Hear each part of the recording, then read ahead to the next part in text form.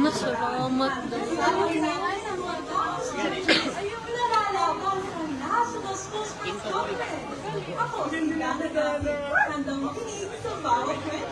At ako naman si Jetro Liga, magbibigay sa inyo ng mga issue konektado sa bayan ng Pilipino. Pero bago yan ha, lalo ang mga balitang dapat tututukan dito sa Campus Connect!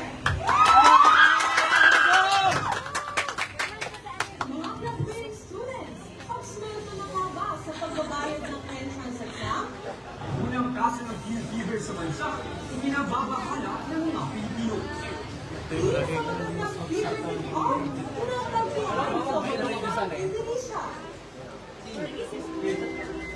Ay, grabe!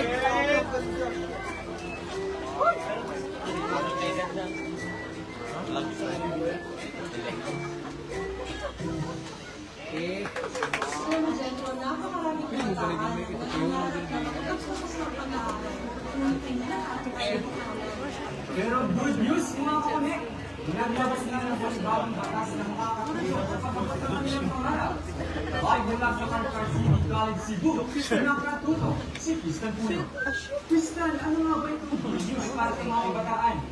Ito na nga, Jetro. Kamakailan lang na isabatas ang Republic Act 2006 o ang libreng entrance exam para sa mga magtatapos ng senior high school. Labis ang tuwa ni Medardo nang malaman niya ito. Ayon sa kanya, malaking kabawasan ito sa kanyang mga magiging gastusin. Nakakatulong talaga ito sa magandang mag-aaral sa magandang universidad. Tapos walang pera na dahil di na po mahirapan yung pamilya nila na magandang buhay para ipabayad para sa exam. Nakasaad sa RA 12006 na dapat natural-born Filipino citizen, top 10% sa graduating class, mababa ang kabuang kita ng poverty threshold at kailangan mag-apply at pumasa sa nais sa pag-aral ng paaralan. Kristan, kailan ba itong maisasakit dito? Jetro, inaantay na lamang na maglabas ng rules and regulation mula sa Commission of the Higher Education para ma-improve ito. Jetro? Maraming salamat, Kristan. Bayo mula sa Carcar City College. Napigila ng buong animal industry ang pagkalat ng bagong sakit na nangyari sa mga imported na youth fever. Isa kasi ito sa mga inaalala ng mga kababayan natin at buhay ay pag-aalaga ng mga kambing. Lalo na Sabay daan. tayo nalala dahil wala pa ng kaso ng pagkahawa ng youth fever sa mga tao at lokal na kambing. Ito naman ang mga susunod na balita. Siyempre, napahalak sa katunangan ng mga guidance counselors sa bansa. Bruce ever figures boy, ilang taon na awa? Abangan ng lahat ng iyan sa ang pagbabalik. Uy, ang daming vacant sa government agencies. Apply tayo.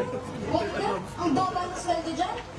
Sa datos, nasa mahigit 4 milyong kabataan ang nagtatrabaho sa gobyerno. Pero nasa 2 milyon ang walang trabaho at ang kanilang dahilan ay mababang sweldo. Kaya naman sa pagtaas ng ekonomiya ng bansa, kasama nito ang pagdami ng manggagawa.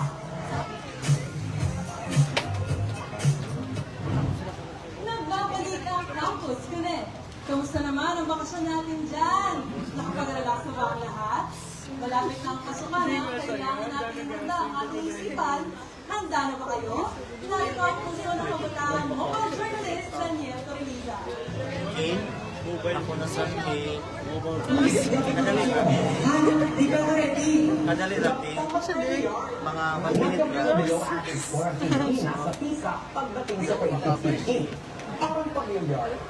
Sa live ako.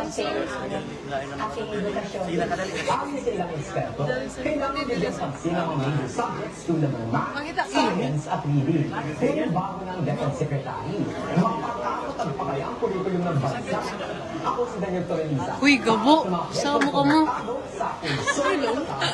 Boy. Ang paghahanap ng qualified Chubo, ikan sound signing. Ulo.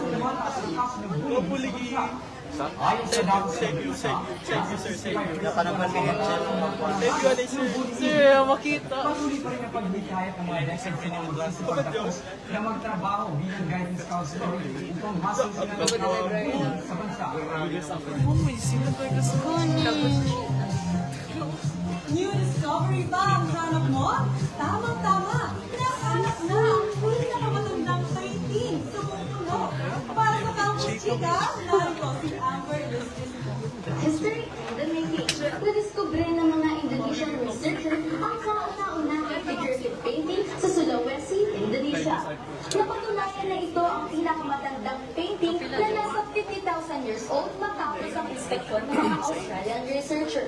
Isa itong patunay na malaki ang kontribusyon ng sining sa kasaysayan hanggang sa kasalukuyan.